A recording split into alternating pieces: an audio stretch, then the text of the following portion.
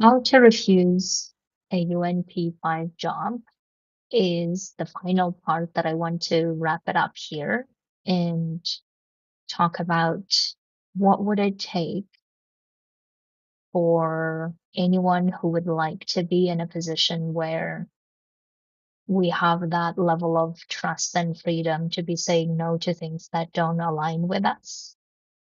What would that alignment look like? What would the preparation look like? What does the decision making look like, right? And finally, how does the execution look like?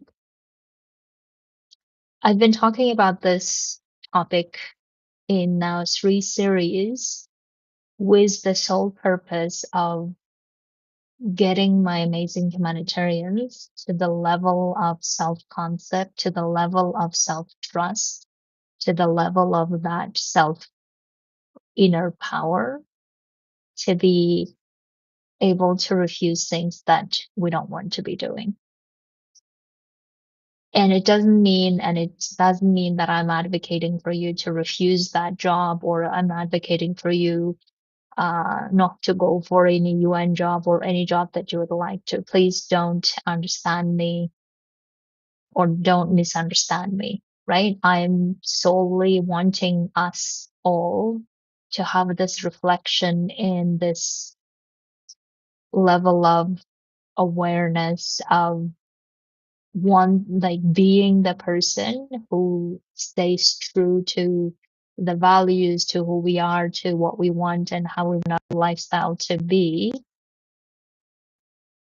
that we are willing to say no to anything that does not align with that, right? That's what I would love for everyone to be able to get to, instead of waiting for the situation to worsen, instead of keep tolerating things we don't want to, instead of keep worrying about what job to get and feeling like we're not prepared, or feeling like we cannot say no to this because our survival is at risk. And I have been coaching currently a lot of humanitarians who are unfortunately going through this, and I hear you, and my heart is with you, and that's why I've made this free coaching for 1 month available. And if I can support you that way, please let me know. But I feel like those are the states where we are in desperation, where we are in survival mode, where we are so panicking about what to do and worrying about what to do. Those are unfortunately the situations where it then becomes so challenging to get out and so challenging to do something with it. And my goal is how not to get to that level, right? How can we get ourselves prepared and rather willing to refuse things than feeling like we have no option but to keep applying, if that's not what we want. Okay. So I would like to give some prompts about what would it take for us to be in that position to be able to refuse something that is not aligned with us, right? That's the first reflection I would like for every one of us to have, is what would that position look like? Both, what would that position look like as an inner state, right? What is our inner state needs to be? How do we need to feel about ourselves? What kind of self-concept we need to have about ourselves? What kind of confidence we need to have about ourselves to be able to say no to things that don't align? How do you imagine? Like, what is the inner state that you believe you need to be in for you to be able to say no if that's not what you want? As well as, what is the external circumstances, meaning what level of savings, what level of financial independence, what level of abilities that you can make things work, all of that, what arrangements you need to have externally to be able to say.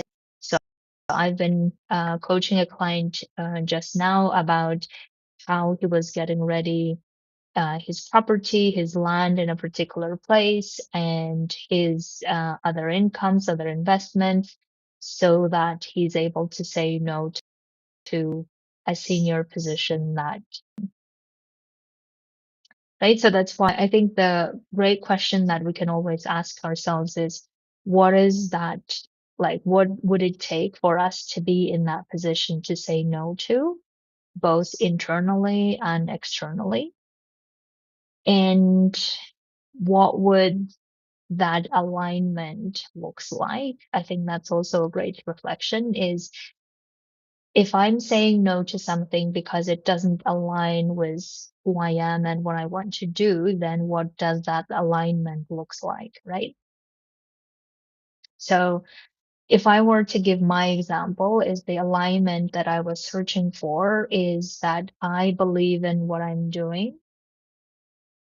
I believe in the impact of what I'm doing. So, in other words, I didn't want to do things for the activity's sake anymore or for the sake of short term fixes, but I wanted to do long term solutions, right? That would be anything that is activity or short term fix wouldn't be aligned with what I want to do. And aligned, what would that alignment look like for me would be also that I am truthful to how I do things and it's not out of integrity, right? So, in other words, I didn't want to justify things that I kept feeling like I was justifying. Or I rather thought whatever I do, it doesn't need justification, meaning that it so clearly makes sense to be doing that way. And if I find myself justifying why it makes sense, even though I don't deeply believe it does, then obviously that's not aligned with what I want to do. Right. So that's why I think it's also important reflection to make about what does that alignment looks like. And you could also think about what does that alignment looks like in terms of your lifestyle, in terms of being with your loved ones. Certainly that was for me out of alignment to be going to different duty stations anymore, right? It was something I did, but I didn't want to do that. So that's why that would be another reflection to make. And then the third prompt that I would like for us to have is, what would the preparation for that looks like? How do you prepare ourselves to be in that position to be saying no, right?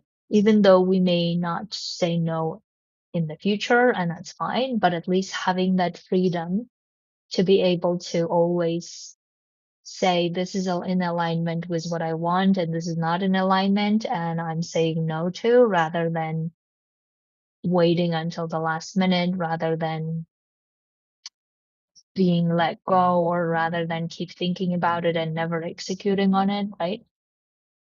So what would that preparation look like? So the preparation that look like for me and for my clients is working through a lot of emotions of keep reacting to life, keep reacting to whatever was happening, and therefore never having time to actually reflect on what is it that we really want, how we want to do things, what is it not, how we want to do things, and where we can stand by our choices, where our responsibility lies, right?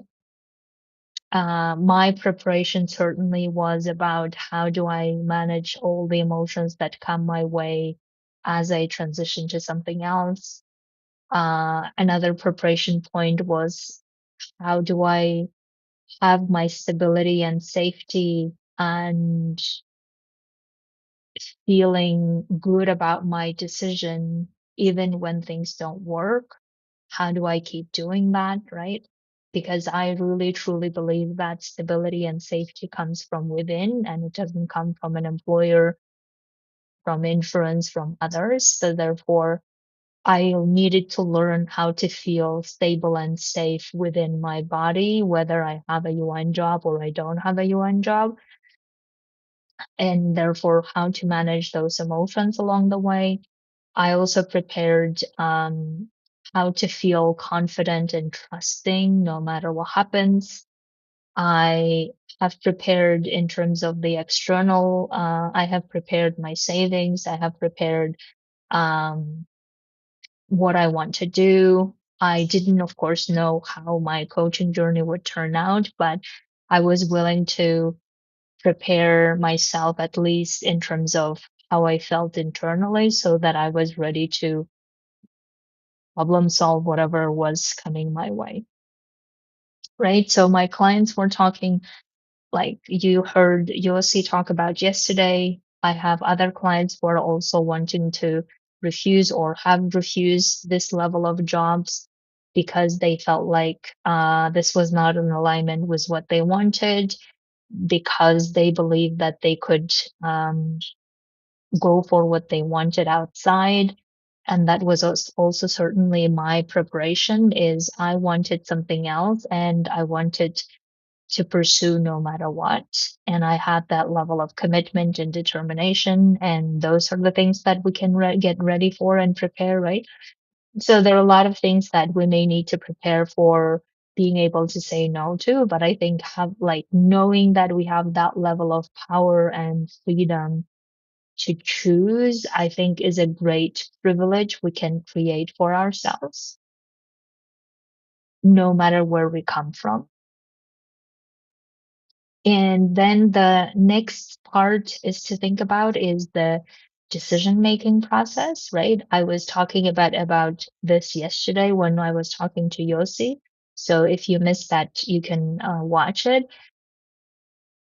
In the decision making process, I'm always interested in making powerful decisions instead of fearful decisions, essentially, right? The powerful decision for me is when I take into account not only the financial, not only my stability and my career growth, but also my emotional well-being, my mental well-being, my well-being of being with my loved ones, spending time, my well-being of um, growing rather than keep surviving and sticking to what I know, right?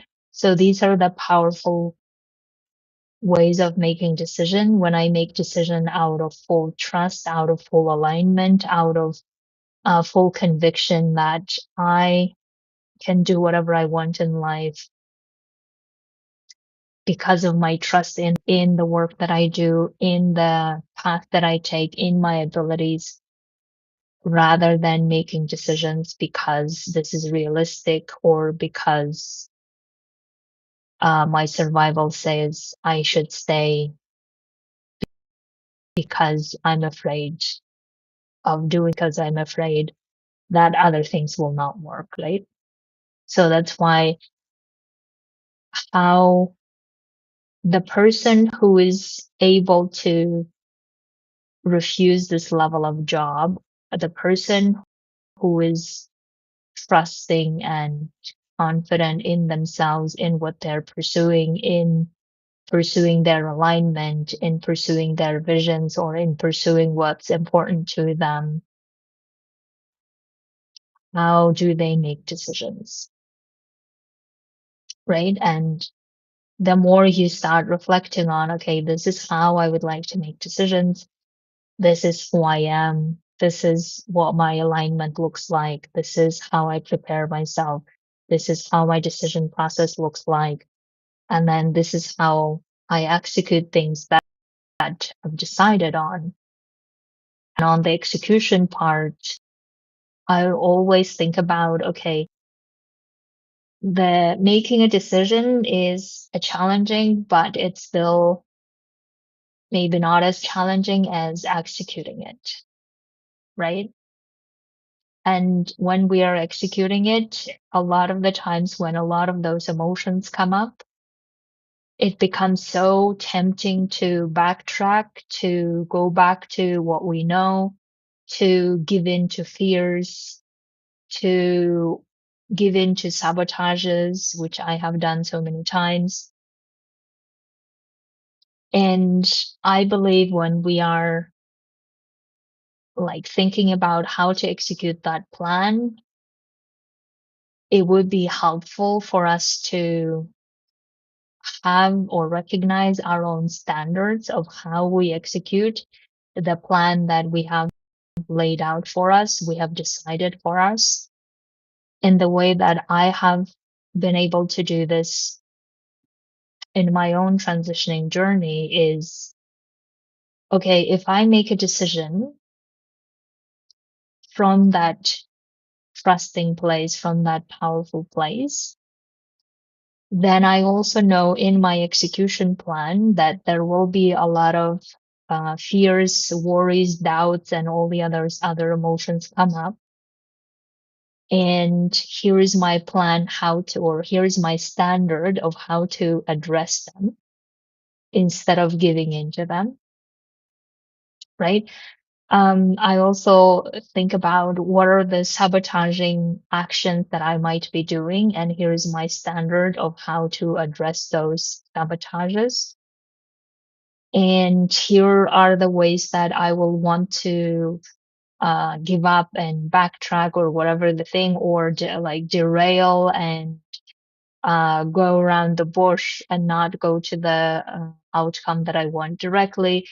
And what are my excuses in my execution plan, right? So all of that I start reflecting on, and also looking at, okay, what is my standard of addressing those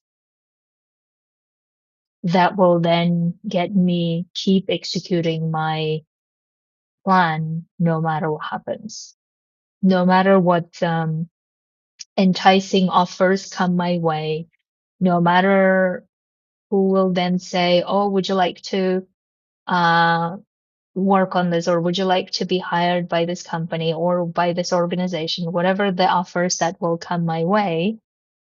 I want to make sure that I don't give in and just go for that because I was so execution, or because I was so doubting my execution or my decision. Maybe I was regretting my decision, right? And I want to have all of that in place so that later I know who I am. I know what I'm doing and why I'm doing it. I know why I have chosen this path, and I know why that path was important, right? And what are the possibilities or obstacles or challenges that will come my way, and that's for sure. And here is my standard of how I will tackle them as I go pursue what I want, right? And I believe when we have these elements in place, then start realizing, okay, it's actually not that difficult to say no to. Because I believe that we're always able to say no to things we don't want if we believe we can make the alternative work. If we believe that the alternative is not as great as this offer, obviously then it will be so much, I don't know, more tempting to go for that offer, right? But if we believe we are, as humans, humanitarians, capable of making the alternative work even better than this one, then what would it take for us to make that alternative work? In terms of who do we need to see ourselves, be ourselves? What do we need to be doing? What do we need to get ready? What decisions we need to be making? And how do we need to be executing those decisions consistently?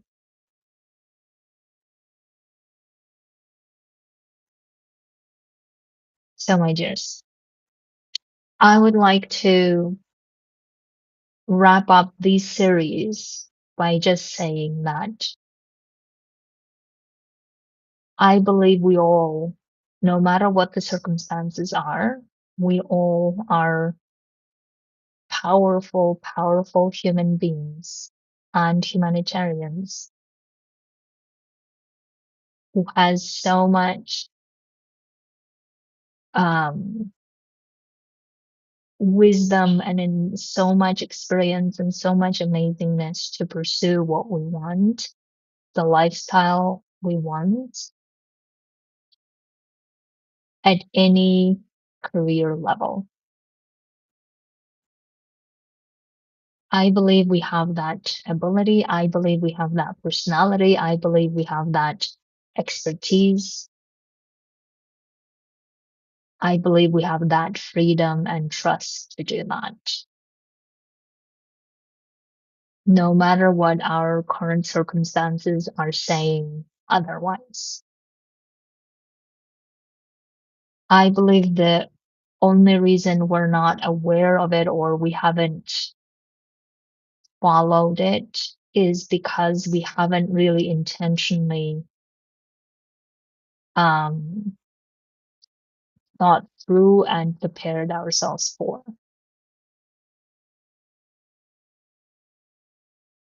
And my goal to advocate as much as I can to work on ourselves internally, recognizing those inner powers, inner trust and stability and freedom within us to be able to pursue what we want, no matter where we are, no matter what our circumstances are. And I was just coaching a client before this live session where she was telling me that she likes humanitarian diplomacy and she's thinking about pivoting to the um, government side of work, and then she wasn't sure about the exam part, right? And I was saying that if you believe that this is the job of humanitarian diplomacy you would like to do for the next 25, 30 years of your career, because she needs another 30 years of work before retiring. If you believe this is what you would like to do, then I believe nothing should stand in between you. And I love to look at things from that long term perspective. If we believe that we can become the person who is so powerful, so free, so trustworthy, trusting, confident to do what we want in life for the next 20, 30 years, or however long we need to be working or we want to be working. If we believe we have that available to us, we have that ability and self concept available to us,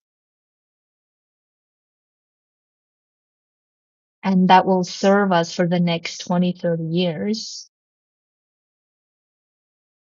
then I believe we should start getting ready for becoming or being that person, or recognizing ourselves that being, and recognizing all of those amazing abilities and um, traits that we have within us, discovering them, practicing them, embodying them. I believe we need to do that as up if we haven't done it yet. Because if this serves us to be free for the next however many years, to be choosing and what we want, then I believe we should get to it.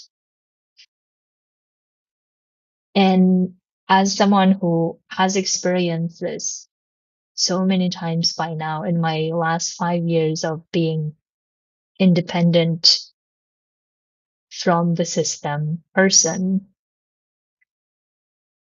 I believe this is one of the greatest investments and greatest practices and embodiments I have done, and I feel very proud of it. And of course, the work continues, but I feel proud of having done this work to recognize how I'm in a position to create a life that is even better than the one that I had with you.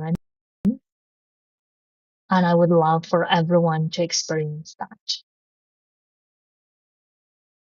So, my dears, I hope this was helpful for you to understand or to conceptualize and put all of this together, all of the discussions that I've been having about what does it take for us to be in that position, to be saying no to things we don't want to, and how to get ready for it and start having and practicing being that person, having that life, making those choices, making those decisions, and making those executions of those decisions.